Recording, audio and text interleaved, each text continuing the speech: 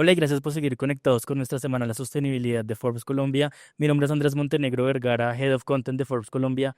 Y cuando hablamos de sostenibilidad, es casi imposible no hablar de la mano con la academia.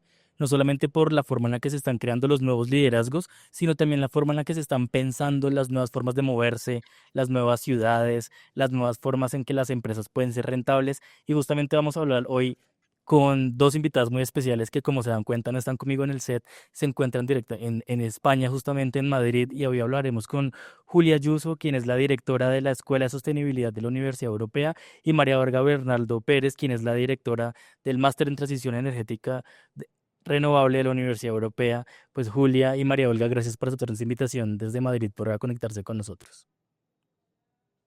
Muchas gracias por invitarnos.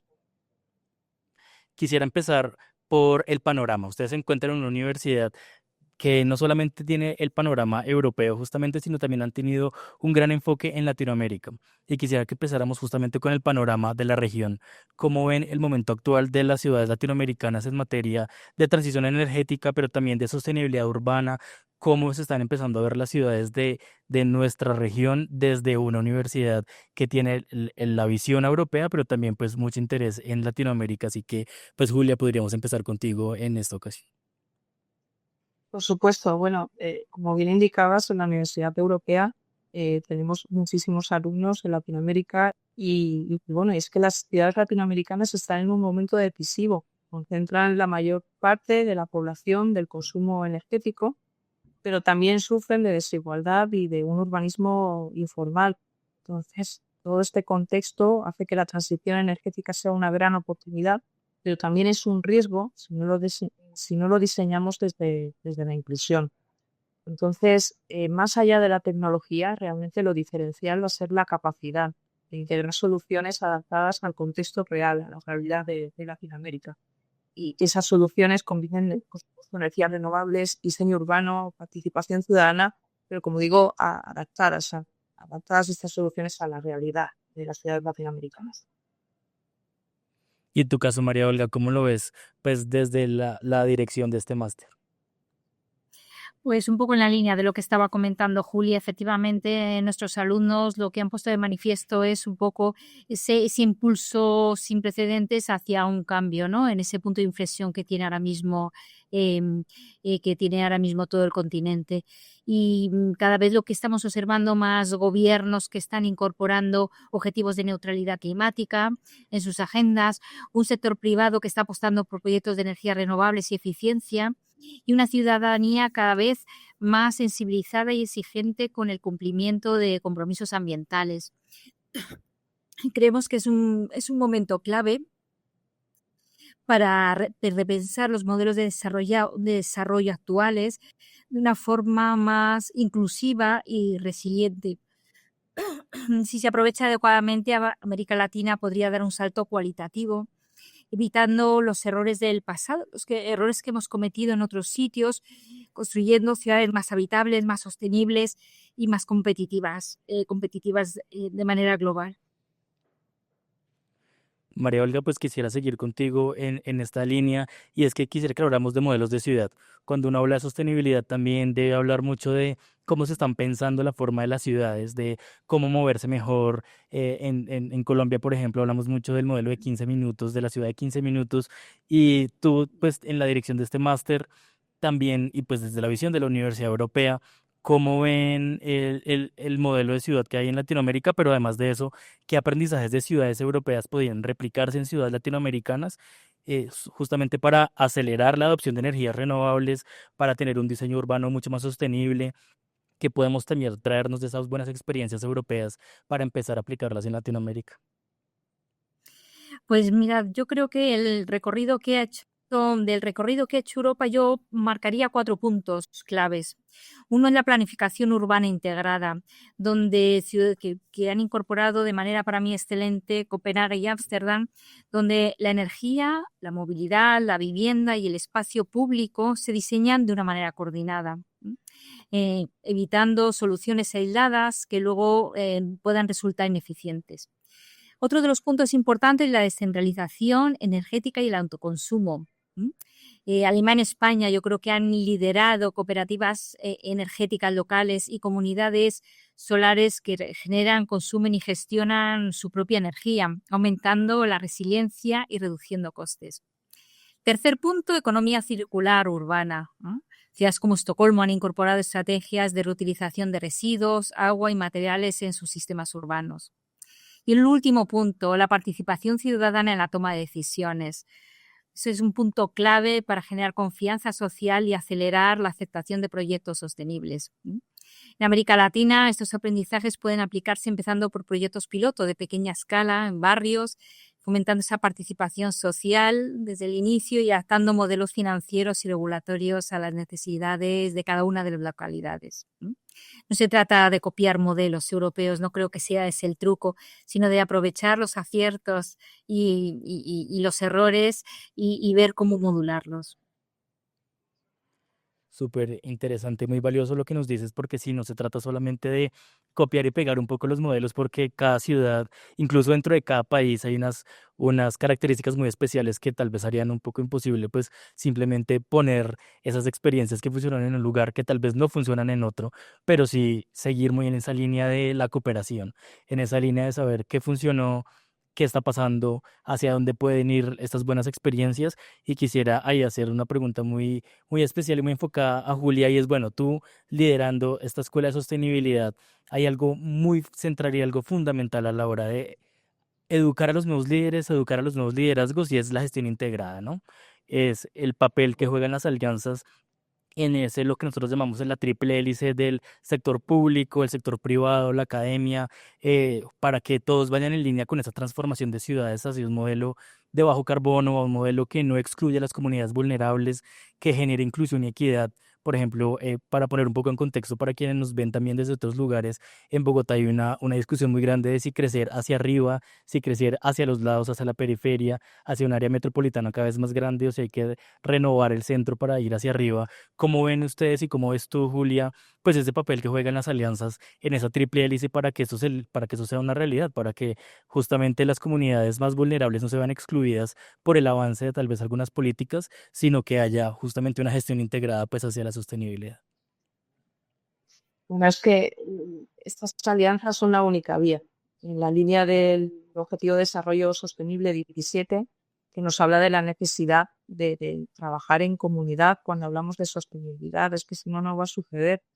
Mencionabas muy bien, ¿no?, la parte de las instituciones públicas, que tienen esa parte más regulatoria, la parte privada que trae la inversión y luego el papel de la academia en estas alianzas, que realmente somos los que estamos formando el talento, los que podemos articular también esos desafíos, poniendo, como digo, a servicio de esos desafíos el mejor talento y luego también el pasar de la teoría a la acción, el aplicar la investigación en todo esto. Me ha encantado el ejemplo que has puesto de Bogotá, porque casualmente, bueno, pues estos días efectivamente me consta que es un tema que se está discutiendo en Colombia. Nosotros tenemos muchos estudiantes, como decía antes, latinoamericanos y en concreto colombianos. Y bueno, estuve en unas jornadas, en unas clases que he podido disfrutar del máster que tenemos en movilidad sostenible, en urbanismo, donde casualmente se hablaba de esta cuestión, de este reto que acabas en el final, de que Bogotá no sabe si crecer en altura, crecer hacia los lados, cómo crecer, ¿no? Si densificar la ciudad, cómo aplicar ese modelo de ciudad de 15 minutos, o con la línea también de lo que mencionaba antes Olga, que son soluciones que funcionan en Europa y es interesante estudiarlas, pero sobre todo lo interesante no es copiarlas tal cual, sino integrarlas mediante una adaptación al contexto local. Y entonces en este máster comparaban ese dilema que existe en el crecimiento de Bogotá con la ciudad de Benidorm, en la costa mediterránea en España, donde es una ciudad que dicen que es el Manhattan español, porque se apostó por una densidad, ¿no? Entonces se estudiaba cómo ese modelo de Benidorm hasta qué punto podía ser replicable o no a Bogotá, y pasaba desde luego por quedarnos con las enseñanzas, con los aprendizajes, con lo positivo, pero hacer ese trabajo de adaptación al contexto local. Muy claro lo que dices ahí. No sé si tú, María Olga, quisieras como complementar un poco desde lo que se enseña en el máster de transición energética renovable de cómo hacerlo, de cómo no excluir a las comunidades vulnerables a la hora de pensarse mejores ciudades y las alianzas, obviamente, que son fundamentales, como hablábamos con Julia, pues para lograrlo. Ujú. En realidad, y muy alineado con lo que estaba comentando Julia, importante esas alianzas entre el sector público, el privado y la academia, ¿no? De alguna manera, ese sector público que esté involucrado en políticas públicas estables, en la regulación, en incentivos fiscales, mecanismos que reduzcan percepción de riesgo de los inversores. Entonces, esa área, el sector privado aportando esa innovación, aportando esa capacidad de ejecución, escalabilidad, y luego, por supuesto, la academia, ese nexo, ¿no? Entre el conocimiento técnico y esa evidencia científica, ¿no? Entonces, hablabas de gestión integrada y yo creo que ese es el punto en el que se puede, en esa colaboración, se puede trabajar en esa línea, ¿no? De gestión con esos 3 actores fundamentales, y entonces a partir de ahí crear ese enfoque colaborativo con ecosistemas que podríamos llamar, ¿no? De innovación. Es una palabra que se utilizará mucho, pero a mí me gusta porque realmente sí que crea esa línea, ¿no? Para facilitar de manera rápida y generar transformaciones sistémicas, ¿no? Que es importante a la hora de operar estos cambios. La transición es algo muy complejo, tiene muchas aristas, tiene muchos mecanismos diferentes, entonces la gestión integrada yo creo que parte de ahí. Con eso que me dices, nos das también pie para otra de las preguntas que, mientras que estaban respondiendo, yo estaba imaginando, bueno, también en el caso colombiano también hay muchos retos alrededor de cómo las personas están empezando a educarse, de cómo realmente las personas van a estar muy alineadas pues con esas necesidades nuevas del mercado, no solamente con el mercado académico. Y es ustedes, en este caso, Julia, podrías contarnos cómo han logrado pues formar a los nuevos líderes, a esos nuevos líderes que empezarán a hablar sobre sostenibilidad urbana, sostenibilidad energética, y cómo desde la Universidad Europea pues han empezado a identificar esos skills nuevos que son fundamentales hoy no solamente para la creación de los nuevos liderazgos, sino para los intereses mismos del mercado, de que la gente está interesada en aprender cómo empezar a pensarse en nuevos lugares de aprendizaje como los máster, como en este caso los que ofrece la Universidad Europea, para que realmente sea lo que los nuevos líderes y los líderes que están actualmente, pero tienen que actualizarse de cara a la sostenibilidad, lo hagan mejor. Cómo han logrado pues unir esas necesidades reales de las empresas y pues de los sectores normalmente, pues no solamente las empresas, sino también lo público, y qué skills son claves pues y necesarios para los líderes que están hoy empezando pues y siguen liderando las empresas. Pues yo creo que fundamental el tener un perfil multidisciplinar que combine conocimientos en energía, en urbanismo, en gestión, pero ello también combinado con habilidades clave como es la capacidad de tener un pensamiento sistémico, darse cuenta que los elementos están relacionados, que no se pueden ver solo desde una disciplina, sino que necesitamos también tener, y esa es otra habilidad clave, el poder de diálogo multiactor. Vamos a enfrentarnos a entornos cambiantes, a entornos complejos, donde ninguna disciplina sobra, tenemos que trabajar de una manera muy colaborativa, entonces esa capacidad de diálogo fundamental, junto con el pensamiento sistémico, una sensibilidad hacia la innovación social, comentaba Oda, aquello de los ecosistemas de innovación, que hoy en día nos enfrentamos a proyectos en sostenibilidad por la complejidad que entrañan, habilidades también en digitalización y en gestión de proyectos. Bueno, al final el método para conseguir estos perfiles multidisciplinares que combinan estas habilidades es el trabajar en aplicar la teoría en retos reales, retos que nos traen, en el caso de la Escuela de Sostenibilidad, empresas e instituciones, son desafíos reales que tienen ellos encima de la mesa y que nosotros articulamos en la escuela para que nuestros estudiantes puedan resolver de esa manera multidisciplinar y colaborando entre distintas disciplinas. Al final, aplicar la teoría a la realidad y, como a mí me gusta decir, pasar de las ideas a la acción. Trabajar en retos reales que nos trae la sociedad, que nos traen las empresas. Y que eso sin duda es un reto nada menor.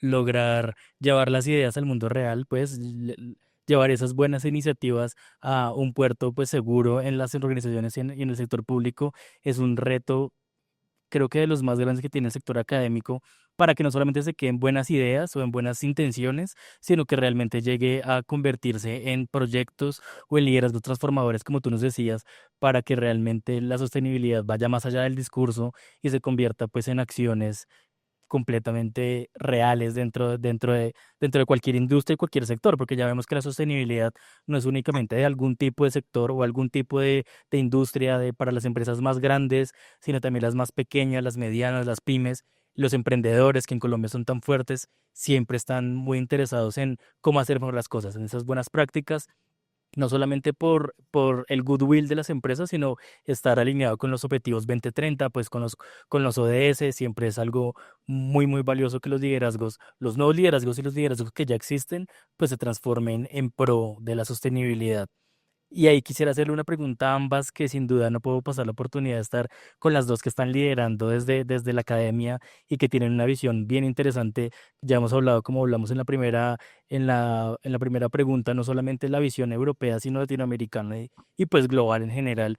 Y es cuáles son esas tendencias de diseño urbano sostenible, cuáles son las más relevantes para ciudades latinoamericanas con un tema que también es súper fundamental cuando hablamos de sostenibilidad, que pues no solamente sostenibilidad ambiental, sino todo lo ESG, lo social también, con altos niveles de desigualdad, con altos niveles de urbanización informal, pues que vemos en las principales ciudades latinoamericanas, cómo lograr unir esas tendencias, que ya hablamos que no es copiar y pegar, pero cuáles son esas tendencias, pues que justamente empezaremos a ver cada vez más y podríamos empezar pues contigo, María Olga, pues para que nos cuentes un poco. Bueno, hay muchas tendencias o hay varias, pero yo voy a señalar solo 5 que me parecen importantes, ¿no? Que pueden tener un impacto transformador si se adaptan adecuadamente, insisto en esa adaptación a cada contexto, ¿no? Una es infraestructura verde y azul, parques, techos verdes, corredores ecológicos, sistemas de drenaje sostenible que van a mitigar riesgos climáticos y que van a mejorar la calidad de vida. Sostenible, de bajo coste, importante ampliar esa red de transporte público, eléctrico, ciclovías, soluciones de movilidad compartida, reducen emisiones y son accesibles para amplias capas de la población. Extendemos esas capas de población que se pueden involucrar. Tercero, viviendas modulares eficientes y asequibles, con materiales locales, diseños bioclimáticos que pueden mejorar la calidad de vida en asentamientos informales. Muchas veces los sistemas de construcción, y antes se hacían, no sé, antes la gente construía con los materiales que tenía en la zona. Y además se construía para evitar los efectos climáticos. En zonas aquí en España de muchísimo calor se construía con unos materiales que evitaban que ese calor entrara en las casas. Eso existía. Es casi muchas cosas son preservarlas y otra potenciarlas. Microredes y generación distribuida que permitan llevar energía limpia a zonas desconectadas, crear resiliencia energética local. Quinta, participación activa de la comunidad. Lo he dicho antes y ahí voy a insistir todo el tiempo en ello. El diseño de espacios, para que nos aseguramos que las soluciones son inclusivas y si son inclusivas la gente participa de ellos y las quiere. Entonces, de alguna forma son 5 puntos, seguro que a lo mejor Julia puede añadir algo más, pero que permiten abordar la sostenibilidad ambiental, la equidad social y el desarrollo económico local, las 3 patas de esa sostenibilidad, ese equilibrio que se pretende. Y quisiera que habláramos de algo muy interesante y muy importante cuando se habla de sostenibilidad. Ustedes que tienen esa visión, no solamente de la Universidad Europea, del contexto europeo y del contexto latinoamericano, como ya Julia nos contaba con esos estudiantes pues, de nuestra región, sino también tienen una visión global, tienen una visión de qué está pasando más allá de nuestras fronteras, que tal vez a veces uno se queda muy pensando en lo más local y ustedes tienen esa visión mucho más global. Y quisiera aprovechar la oportunidad que estamos con ustedes para que nos contaran esas tendencias globales de diseño sostenible que consideran las más relevantes para aplicar a las ciudades latinoamericanas que tienen algunas características muy especiales como altos niveles de desigualdad, una urbanización informal mucho mayor que tal vez en otros lugares del planeta y que ustedes tienen ahí una visión muy comprometida con cómo empezar a ver esas tendencias que están en lo global para aplicar en local. Y quisiera empezar con María Olga, quisiera que nos contaras esas tendencias que ya han identificado dentro de lo que está pasando pues en sostenibilidad urbana. Muy interesante la pregunta. Realmente yo destacaría 5 tendencias globales que pueden tener un impacto transformador si se adapta de forma adecuada. Una, infraestructura verde y azul, parques, techos verdes, corredores ecológicos y sistemas de drenaje sostenible que mitigan riesgos climáticos y mejoran la calidad de vida. Segunda, sostenibilidad, movilidad sostenible de bajo coste. Ampliar red de transporte público, eléctrico, ciclovías, soluciones de micromovilidad compartida, reducen emisiones y son accesibles para amplias capas de la población. Tercer punto, vivienda modular, eficiente y asequible, con materiales locales y diseño bioclimático que puede mejorar la calidad de vida en asentamientos informales. Es importante destacar que es algo que a lo largo de la historia de la humanidad se ha practicado muchísimo. Realmente el ser humano ha utilizado mucho los elementos del entorno para abordar o realizar sus viviendas, y normalmente muchos de esas edificaciones eran bioclimáticas. Retomarlo, en algunos casos es solo retomarlo. Cuarto punto, microredes y generación distribuida que permita llevar energía limpia a zonas desconectadas y crear resiliencia energética local. Quinto punto, participación activa de la comunidad. Lo he dicho anteriormente, insisto en ello, es fundamental que sean partícipes de esos espacios que han de crear, y eso además va a generar esa legitimidad social a esos espacios. Y estas tendencias para mí permiten abordar de manera simultánea la sostenibilidad ambiental, la equidad social y el desarrollo económico local. Muy claves esas tendencias que nos dices, y quisiera que tal vez Julia nos ahondara un poco más en las que ustedes ven pues desde la Escuela de Sostenibilidad, esas tendencias que sin duda ya no solamente van a ser una moda, sino realmente van a marcar la brújula de hacia dónde deben ir la forma de crear pues mejores y más eficientes ciudades.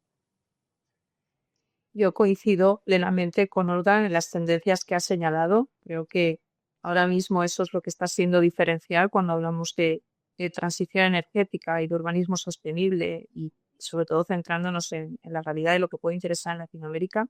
Sí que añadiría la importancia además de que todas esas tendencias las toquemos con las manos, y en ese sentido en la universidad estamos en el lugar privilegiado, en el lugar para hacer eso, ¿no? El cómo esas tendencias las podemos trabajar, como mencionaba antes, a través de retos que articulamos con empresas que nos hablan también, ¿no? de esas realidades, empresas también latinoamericanas, no solo europeas, que nos hablan de esos desafíos que tienen y que pasan muchas veces por esas tendencias, ¿no? Hablamos de empresas a lo mejor que se dedican a infraestructuras, por ejemplo, o que estás interesadas también en recuperar biodiversidad y recuperar ecosistemas. Entonces, voy a poner el ejemplo del reto anual de innovación en sostenibilidad de la Escuela de Sostenibilidad, donde 4 empresas nos han traído 4 desafíos reales.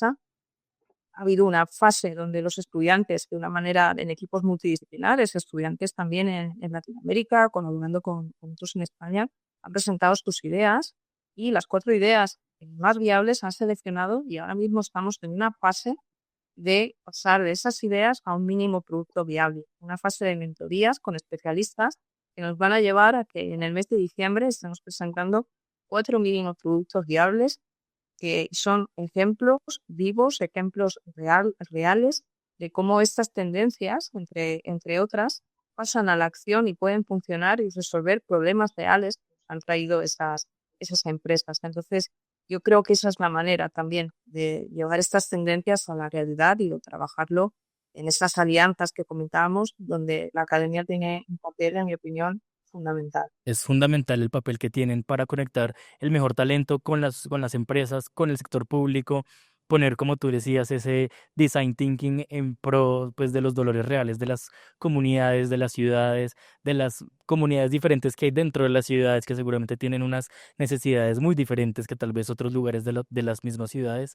Y ahí hay algo muy clave que quisiera que habláramos con María Olga, y es que cuando hablamos de transición energética, aún sigue siendo un tema muy amplio.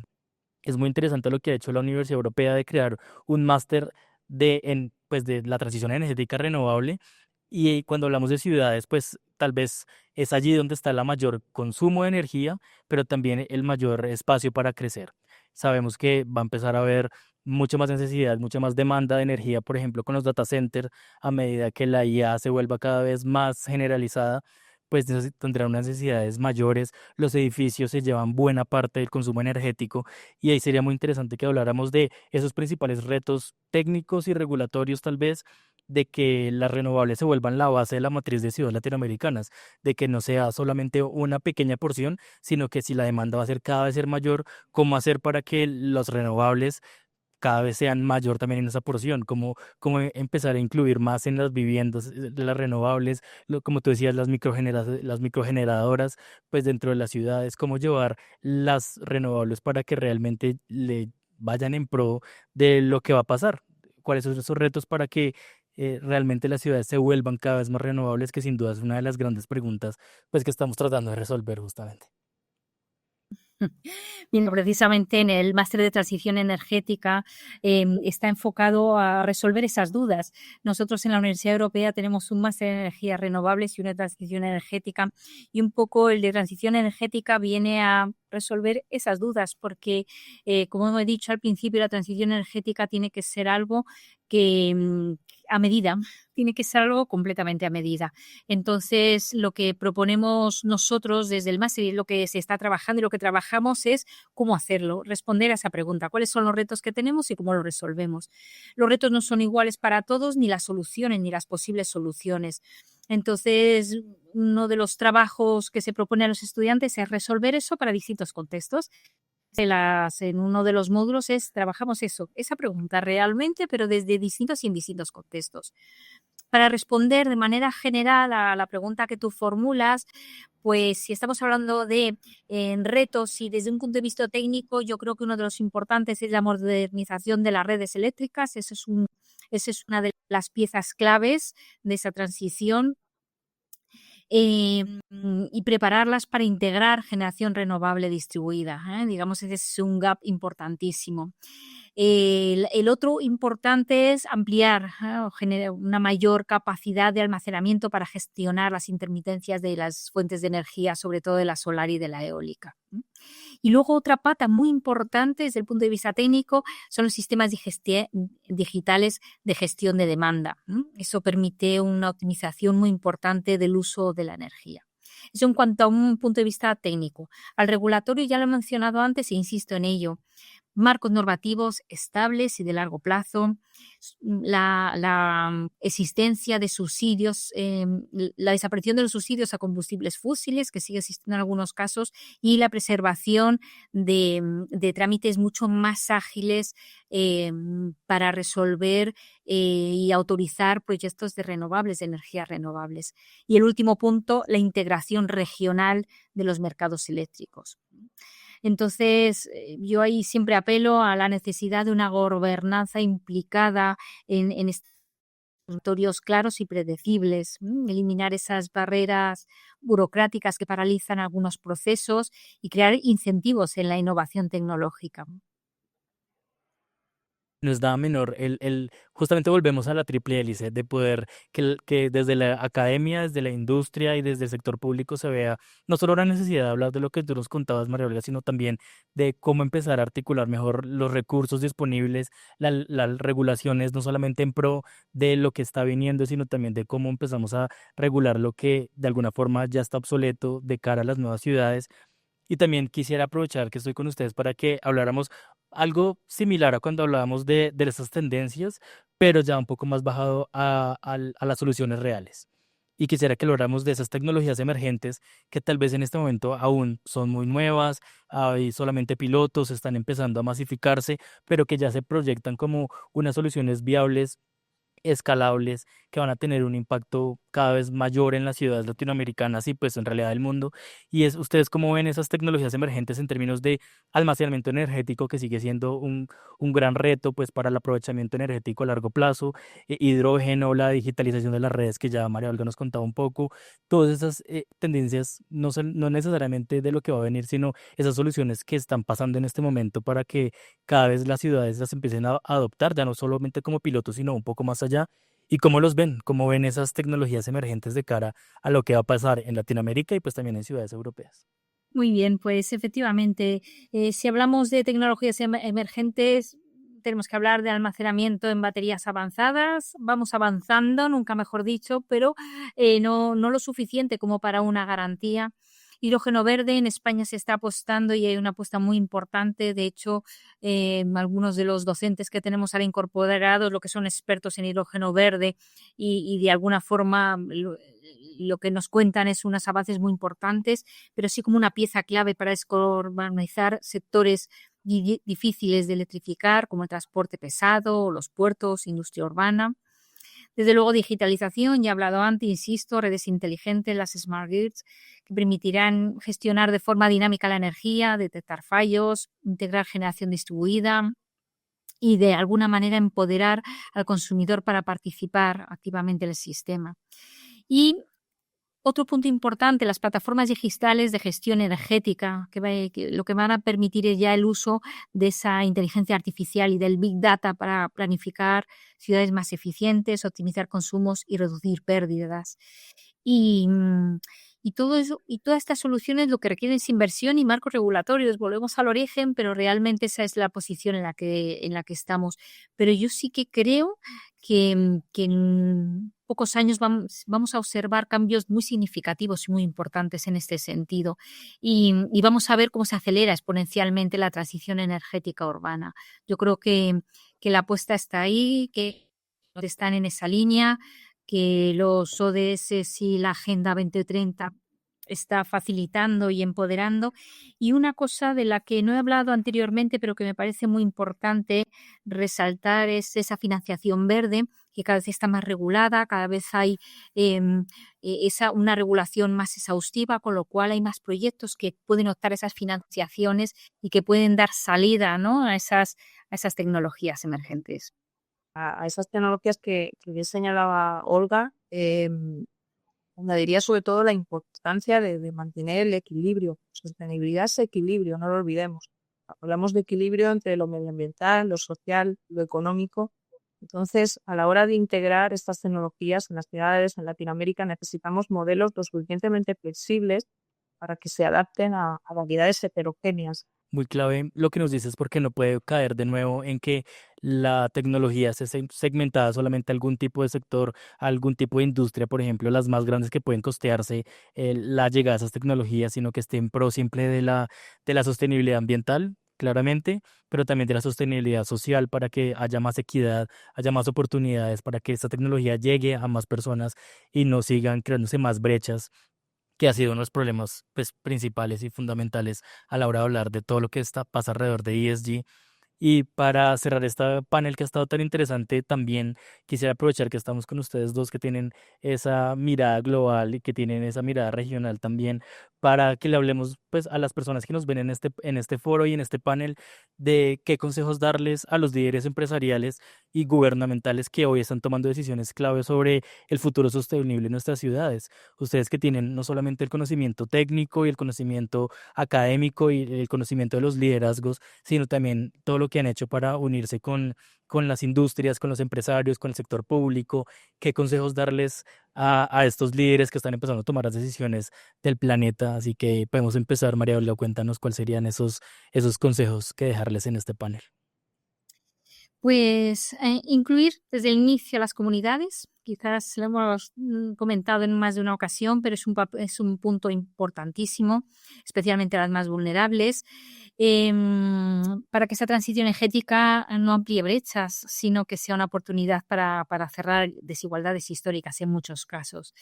Y como ya se ha mencionado, invertir, una inversión clara en una realidad, en la realidad que tenemos y que se adecue a esas realidades. Yo creo que la transición energética lo primero que tiene que hacer es estudiar y mirar a fondo la zona donde se va a implementar, que se haga esa mirada, una mirada real sobre las posibilidades económicas reales que tienen para afrontarlo, para el tipo de sociedad, y la sociedad sí va a asumir y asimilar lo que lleva implícito. Aquí ahora mismo en España tenemos ciertos problemas porque realmente la implementación de esas energías renovables también tiene sus problemas asociados, y la sociedad tiene que admitir que los campos a lo mejor se tengan placas solares, con lo cual es muy importante que se mida bien si ese impacto social, la parte económica está resuelta, si la parte social lo está y están dispuestos a asimilar y asumir, y cuál es el mejor modelo, el que se adecúa, cuál es la situación climática local y según eso tomar decisiones. Las decisiones se tomen y se adecúen a la zona donde se van a implementar. Ese sería el mensaje para mí más importante. Que no es un mensaje nada menor, porque justamente nos da un poco la brújula de hacia dónde deberíamos ir. Y Julia, tú desde pues, la dirección de la Escuela de Sostenibilidad de la Universidad Europea, ¿cuáles serían esos consejos que deberíamos dar a los líderes que están tomando decisiones y pues en general las que nos están viendo en este panel para también empezar a tomar mejores decisiones en pro de la sostenibilidad? Pues conectando con lo último que decía Olga acerca de la importancia de estas soluciones y de esas decisiones, les diría sobre todo que no retrasen también esa toma de decisiones. Hay que tomarla, pero que no la retrasen porque el coste de no actuar es mucho mayor y es mucho peor. Creo también que los proyectos, trabajar con pilotos, con proyectos pilotos, es una buena manera de trabajar, pero no con cualquier piloto. Mencionaba Olga también la necesidad o importancia de integrar a la comunidad. Entonces, que sean proyectos piloto que incluyan a este talento local y que escuchen a las comunidades. Y por último, pues sobre todo me gustaría cerrar con una invitación a acercarse a la Escuela de Sostenibilidad de la Universidad Europea, que, bueno, nos encanta ser el socio académico de estas empresas, de estas instituciones que traen sus propios desafíos y somos, yo creo, el lugar perfecto para articular esos desafíos en proyectos reales. Pues con esa invitación que es fundamental en este momento, no solamente para conectar entre los actores claves a hablar de sostenibilidad, sino estar cada vez más cerca de quienes están creando los liderazgos, de quienes están educando esos nuevos talentos que se necesitan para sostenibilidad. En este caso, desde la Universidad Europea, pues llegamos al final de este panel en nuestra Semana de la Sostenibilidad. Una vez más, gracias a Julia Ayuso, quien es la directora de la Escuela de Sostenibilidad de la Universidad Europea, y a María Olga Bernaldo Pérez, quien es la directora del Máster en Transición Energética Renovable de la Universidad Europea. Pues seguiremos muy pendientes de lo que hagan desde la Universidad Europea, que tiene pues cada vez más presencia en Latinoamérica, cada vez más presencia en Colombia, y con ese tipo de máster y con ese tipo de oferta académica diferenciada y cada vez más liderada y cada vez más hacia los líderes de la toma de decisiones, pues llegamos al final de este panel. Una vez, muchas gracias a Julia y a María Olga por aceptar esta invitación, por conectarse desde Madrid, pues para ser parte de nuestra Semana de la Sostenibilidad. Muchas gracias a vosotros por la invitación. Y a todos ustedes los invitamos a revivir este y otros paneles de nuestra Semana de la Sostenibilidad de Forbes Colombia. Nos consiguen en YouTube como Forbes Colombia, en redes sociales también como Forbes Colombia, y los invitamos a seguir conectados a nuestros contenidos, eventos en nuestro portal Forbes.co.